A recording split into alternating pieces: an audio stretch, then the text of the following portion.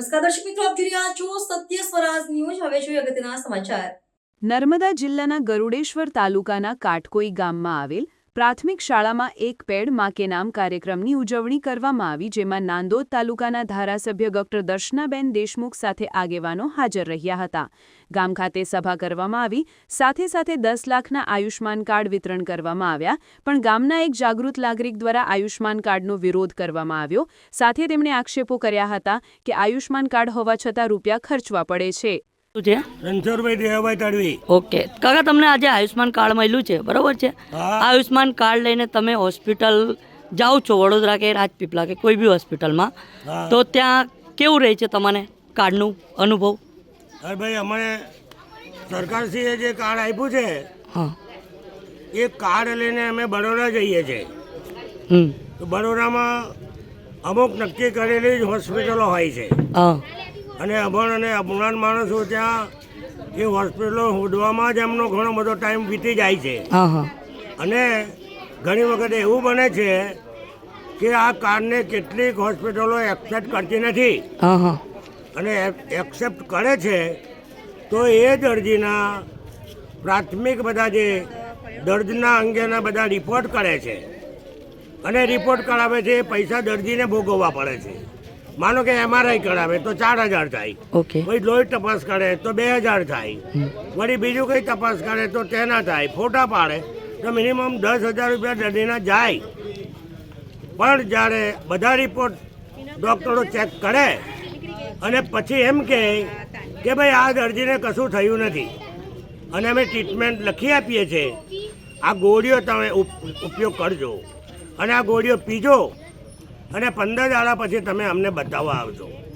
પરંતુ પરિસ્થિતિ શું થાય કે આ કાર્ડમાંથી રૂપિયા કમાતા નથી, અને એ દર્દીએ પોતાના ગજબામાંથી ઘરના રૂપિયા મૂકીને અને દેવું કરીને વડોદરાનો ધક્કો ખાવો પડે છે।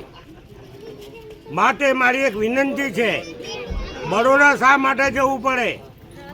રાજપીપળામાં પણ 5 હોસ્ટેલ છે, ગરડેશ્વરમાં પણ કરોડો રૂપિયાની હોસ્પિટલ બનાવી છે, તો અમારો ગામડાના લોકોનો કાર ગરડેશ્વરમાં જ ચાલવો જોઈએ, અને ના તો રાજપીપળામાં ચાલવો જોઈએ, અને કેવડિયામાં બી ના ચાલવો જોઈએ। અને ન ચાલે તો જવાબદાર અધિકારીને વડોદરાથી બોલાવો, રાજપીપળાવાળાને ગરડેશ્વર બોલાવો, અને એ નિષ્ણાત ડૉક્ટરની સાથે બેસી અને પેશન્ટની ચર્ચા કરો। નહીં તો આવી રીતે હલ્લો, નહીં તો આવી રીતે પેશન્ટ આ કાર્ડ હાથમાં હોય તો પેશન્ટ ઉપર જતો રહે। એટલે કાકા, તમારું કેવું એવું છે કે તમે કાટકોઈ ગામના છો, તો તમારે ગઢેશ્વર ને રાજપીપળા નજીક લાગે, બરોબર? તો તમારો કાર્ડ રાજપીપળા અને ગઢેશ્વરમાં ચાલવો જોઈએ, વડોદરા તક દોડવું ના પડે, કઈ જવાની જરૂર નથી, બરાબર છે? વડોદરા જઈએ તો 4 જણા જવું। અને આપણી રાજપીપળામાં બી મોટી મોટી હોસ્પિટલ છે, અને ગઢેશ્વરમાં બી તમે કહો છો કે હાઈફાઈ હોસ્પિટલો છે, તો એ હોસ્પિટલમાં એક્સેપ્ટ કરે છે કે નથી કરતા? નથી કરતા, બરોબર? તો હોસ્પિટલો મોટા બંગલા બાંધી દે, અને ડોક્ટરો નથી હોતા, બરોબર? હોય તો પેલા ગાંડા ડોક્ટરો હોય છે કે જેને અક્કલ ના હોય, તો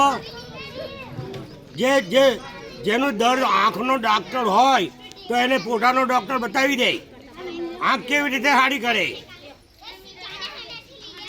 એટલે કાકા, તમારું કેવું એવું છે કે સરકારને કે મારો આ જે આયુષ્માન કાર્ડ આપ્યો છે એ મારા ગામમાં જ ચાલવો જોઈએ, બરાબર ને? ઓકે, બરાબર ચાલવો જોઈએ, પેશન્ટ પાછો ના આવવો જોઈએ। ઓકે કાકા, તમારું નામ ને તમારું ગામ? રણછોડભાઈ દેવાભાઈ તડવી, કાટકોઈ। ઓકે। સમાચારોની ઝડપી અપડેટ માટે હમણાં જ સત્ય સ્વરાજ ન્યૂઝ ચેનલને લાઇક, શેર અને સબસ્ક્રાઇબ કરો।